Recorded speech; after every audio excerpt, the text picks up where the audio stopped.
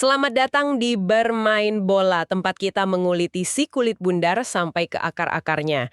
Kami berdua dan hari ini, wah, tensi di Italia Utara lagi panas-panasnya nih. Betul sekali. Tapi ini bukan karena cuaca ya? Bukan.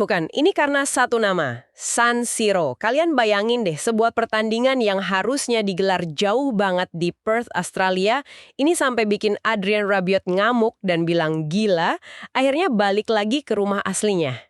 Balik kandang. Kamis dini hari nanti, AC Milan bakal menjamu sang pembunuh raksasa baru, Como, dalam laga tunda pekan ke-24. Ini dia yang ditunggu-tunggu. Milan lagi di atas angin, 23 laga nggak terkalahkan, bro. Mereka cuma butuh satu dorongan lagi buat bikin Inter Milan keringat dingin di puncak klasmen. Tapi jangan salah loh, Como asuhan Cesc Fabregas ini bukan tim yang datang buat minta tanda tangan. Bener banget, mereka punya Nico Pas yang lagi wangi banget, dan mereka punya sejarah unik. Katanya pernah nyoba lebarin lapangan cuma buat ngerusak taktik Milan. Itu strategi yang unik. Nah, di bahasan kita kali ini, kita bakal bedah tuntas. Kenapa sih rencana main di Australia bisa batal total gara-gara urusan administrasi? Terus, gimana nasib lini tengah Milan tanpa Rabiot? Apa Luka Modric masih punya bensin buat ngendong tim? Pertanyaan bagus tuh. Dan tentu saja, mampukah Como bikin kejutan di stadion yang baru aja beres dipakai buat pembukaan Olimpiade musim dingin? Jangan kemana-mana, tetap di Bermain Bola. Kita mulai sekarang. Oke, mari kita bongkar ini satu persatu. Pertanyaan pertama yang paling bikin penasaran nih, kenapa laga ini hampir saja dimainkan di Perth, Australia?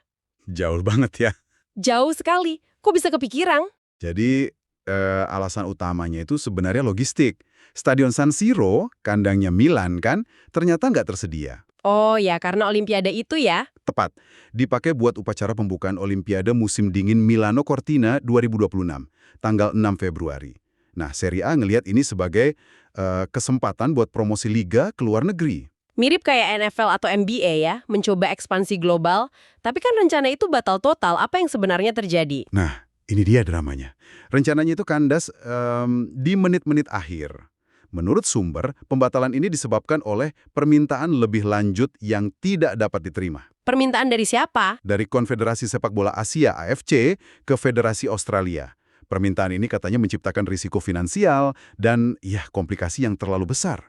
Jadi Serie A akhirnya mutusin buat batalin aja. Wow, jadi ini bukan sekedar masalah jadwal, tapi lebih ke politik sepak bola ya, antar konfederasi. Bisa dibilang gitu.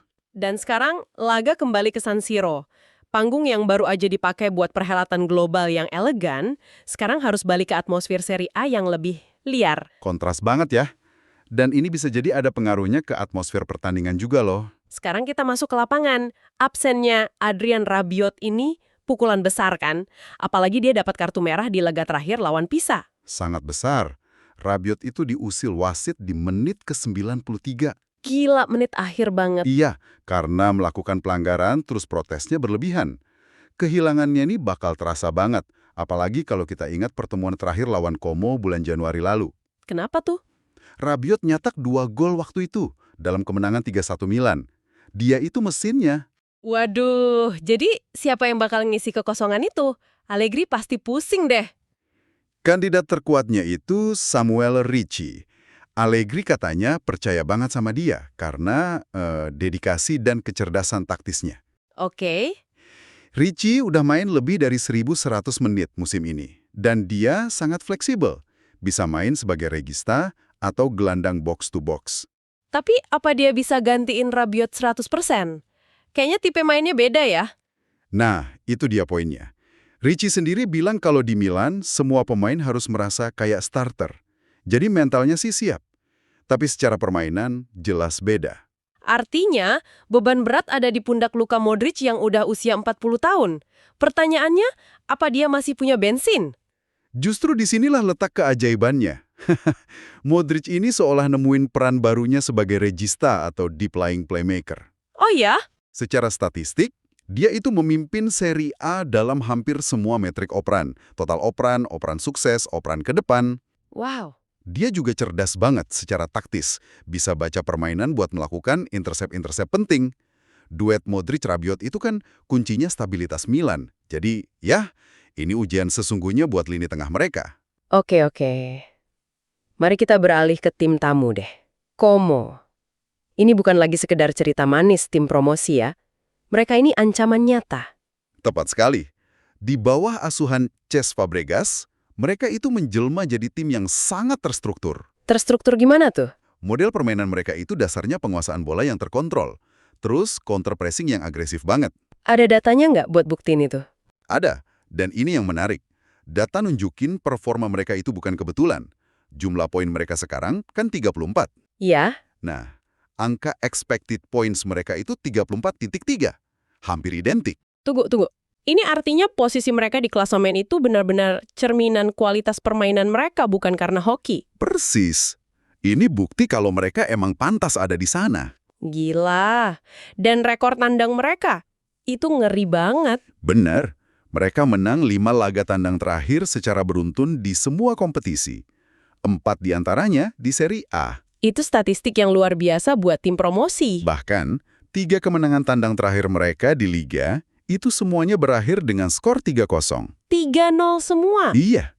Ini nunjukin betapa efisiennya mereka dalam serangan balik dan solid banget pas bertahan. Tentu kita harus bahas pemain bintang mereka dong, Nico Paz. Wah, Nico Paz. Dia ini motor serangan Como. Total udah 12 kontribusi gol. Gila. Dan ada cerita menarik di baliknya. Dia ini kan pemain pinjaman dari Real Madrid. Oke. Madrid itu katanya berencana ngaktifin klausul pembelian kembali seharga 9 juta euro pada Juni 2026. Cuma 9 juta. Murah banget. Nah, padahal nilai pasarnya sekarang aja diperkirakan nyampe 65 juta euro. Ini nunjukin Madrid bener-bener nggak mau kehilangan dia. Pantesan mainnya ngotot. Dia juga lagi berjuang buat dapat tempat di skuad Argentina buat Piala Dunia 2026 kan? Betul. Setiap laga itu audisi buat dia. Ditambah lagi ada bumbu persaingan antara Fabregas sama Allegri. Sampai ada spanduk fans Como yang nyindir Allegri. Iya, spanduknya itu tulisannya 1 hari bersama Fabregas lebih baik dari 100 hari bersama Allegri. Nyelekit banget itu. Fabregas juga sempat ngeritik Serie A yang menurutnya membosankan karena taktik ngulur-ngulur waktu. Ini nunjukin mentalitasnya dia yang pengen buktiin kalau sepak bola proaktif itu bisa menang. Oke. Disinilah semua jadi sangat menarik. Jadi, apa kata data dan prediksi buat laga ini? Ini bakal jadi duel gaya. Milan yang solid di bawah Allegri, tak terkalahkan dalam 23 laga, ngelawan Como yang dominan dalam penguasaan bola. Statistik prediksinya gimana? Nah, ini dia. Statistik prediksi bahkan nunjukin Como bakal sedikit unggul dalam penguasaan bola. Serius? Lawan Milan di San Siro? Iya, sekitar 56% berbanding 44%. Dan total tembakan juga diprediksi unggul Como, 14 berbanding 9. Gila, berani banget prediksinya. Terus gimana dengan prediksi hasil akhir? Apa Milan tetap jadi favorit mutlak? Sama sekali enggak. Pasar taruhan aja sangat menghormatin Como. Oh ya? Prediksi dari AI bahkan cukup mengejutkan. Hasilnya condong ke X2. X2 itu artinya Como menang atau seri? Betul, dengan skor prediksi 1-2 buat Como. Wow. Ini nunjukin betapa berbahayanya mereka dianggap. Banget. Tapi ya, ada juga prediksi lain yang lebih aman, yaitu kedua tim bakal mencetak gol. Itu lebih masuk akal, mengingat kekuatan lini serang masing-masing ya. Betul. Oke, itu tadi bedah tuntas ulasan kita soal pra-pertandingan laga tunda Milan versus Como. Dari drama batalnya terbang ke Australia, absennya Adrien Rabiot, sampai ambisi Cesc Fabregas yang mau bikin San Siro terdiam. Rangkumannya pas banget. Satu hal yang pasti, Milan boleh punya sejarah, tapi Como punya nyali yang nggak bisa dianggap remeh. Setuju. Mereka datang bukan untuk kalah. Tapi ada satu pertanyaan besar yang tersisa buat kalian semua yang dengerin. Kalau seandainya Milan terpleset di laga ini, apakah itu artinya perburuan Scudetto resmi berakhir buat Inter Milan? Pertanyaan yang berat. Atau jangan-jangan Como justru lagi bangun fondasi buat jadi Inter baru di masa depan? Bayangin, tim promosi yang bisa bikin raksasa sekelas Milan pusing 7 keliling. Itu visi yang jauh ke depan, tapi menarik buat dipikirin. Gue pengen denger suara kalian. Coba tulis di kolom komentar di bawah ini. Menurut kalian, siapa yang bakal jadi man of the match? Luka Modric yang makin tua makin jadi? Atau Nico Paz yang lagi wangi? Pilihan sulit tuh. Dan jujur deh, kalian setuju nggak sih kalau laga Serie A harusnya dibawa main ke luar negeri kayak rencana ke Perth kemarin? Nah, ini juga perdebatan menarik nih. Jangan lupa subscribe channel YouTube BR Main Bola dan kasih like kalau kalian suka bahasan kita hari ini. Kami berdua pamit. Tetap jaga sportivitas dan jangan lupa, bola itu bundar, tapi prediksi kita harus tajam. Sampai ketemu di episode pasca pertandingan. Ciao!